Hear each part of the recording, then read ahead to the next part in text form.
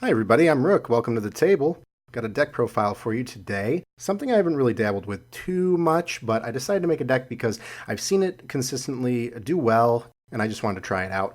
This is the zombie deck, using Ectoplasmic Fortification. Ectoplasmic Fortification is a bond skill. What it does is when you control a zombie monster in your main phase, you can choose to add a counter to it. It gains 100 attack for all zombie monsters you control, and zombie monsters lose 100 defense. So you can do this every turn, and that's pretty much the bread and butter of the deck right there. So the goal of the deck is to have zombie monsters on the field, keep them out on the field while you continue to pump up the Ectoplasmic Fortification. You're aiming to get it to like something like 6 to 10, depending on how long the game goes. All of a sudden your zombie monsters are getting 400, 500, 600 additional attack. That's not going away. It's not something your opponent can destroy with magic removal. So they're going to have additional attack as the game progresses, and they will have less defense, but the goal is to try and keep them from getting into defense and just start beating over everything your opponent controls. Now, one other thing about Ectoplasmic Fortification is that you take double battle damage. So it's not that great to start. If you have one stack on, your monsters only get 100 additional attack, but the double battle damage is in effect. So your opponent can start really capitalizing on that if you don't have the right cards to stall them out so that you can get it in a good spot. Let's move on to monsters. I run 3 Double Costin. Double Costin is great because it's just a solid zombie beater.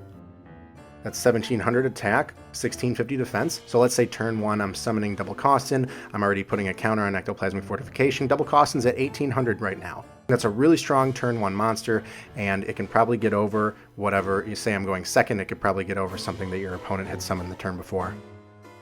Moving on, 3 Dragon Zombie.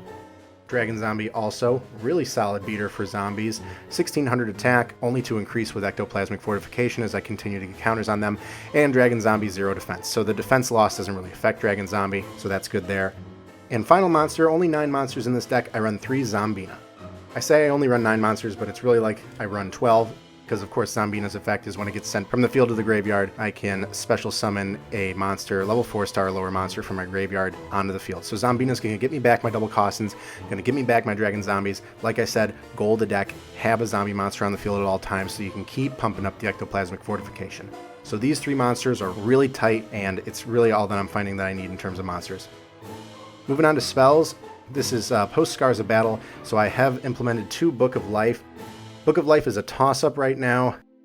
I don't know if I want to go down to just 1. Definitely not 3. I'd say 2 is good right now. It's been working for me. What it does is you can target a monster, a zombie monster in your graveyard, and you can special summon it, which is great. It's essentially what ZOMBINA does. However, you also have to target a monster in your opponent's graveyard and banish it. So sometimes your opponent isn't going to have a monster in their graveyard yet. If you draw Book of Life really early, it's pretty much a brick. So I'm still trying to figure out if it's really valuable having 2. I've had good situations where it's worked well with 2. So I'm going to keep 2 in there. It's really good to get Double Cost and Dragon Zombie back out. Of course, you want to get your Zombinas back out with Book of Life, ideally, because then you're essentially just Book of Life gets Zombina back out, Zombina goes to the graveyard, gets another monster back out. It's just so much for your opponent to deal with.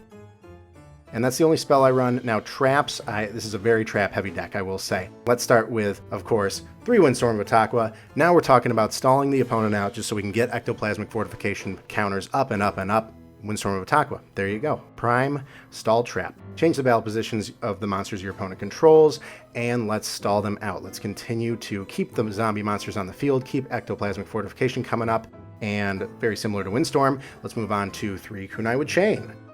Kunai with Chain, also good if your opponent maybe has just 1 large monster as opposed to a field of monsters. Kunai with Chain, obviously you can switch to defense mode as well. And the attack damage equipping to something like a Double Costin, Dragon Zombie, or ZOMBINA is helpful as well. Double Costin already at something like 1700. Let's say that we're in the middle of the game and maybe I have Ectoplasmic Fortification up to 5. Double Costin's at something like 2200 attack with Kunai. Wow, we're looking at 2700. It's amazing how it escalates as the turns go on. So Kunai with Chain, really good. Another trap I run, 2 Interdimensional Matter Transporter. This is another one where I'm not sure if I want to run maybe 1 or 3. 3 seems okay. but a lot of times I'm drawing this card and I'm not really using it. So I'm good at 2 right now. It's a really good kind of middle of the game trap to use.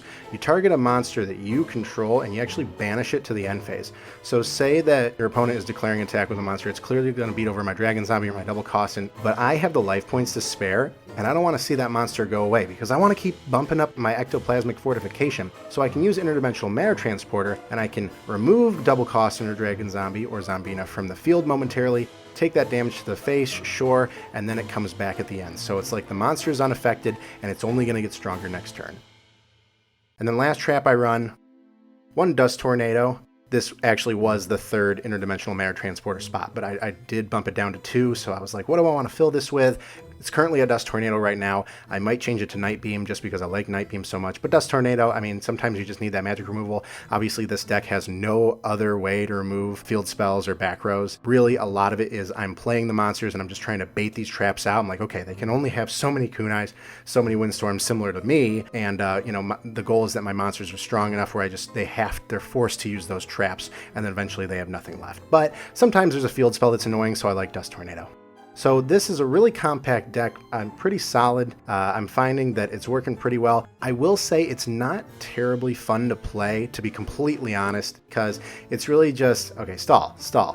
Oh, Ectoplasmic Fortification's at 12 now. I guess that there's just no way you're coming back from that. It is fun to watch the monsters get big, but there's really a lot of math involved with this deck too, because you got to think about the defense loss, you got to think about double damage taken, but it is pretty solid and consistent, I will say. So if you guys agree and you like this, feel free to like the video. If you don't like this deck, smash that dislike button. I don't blame you. Feel free to subscribe for more and, of course, comment below. Thanks, everybody.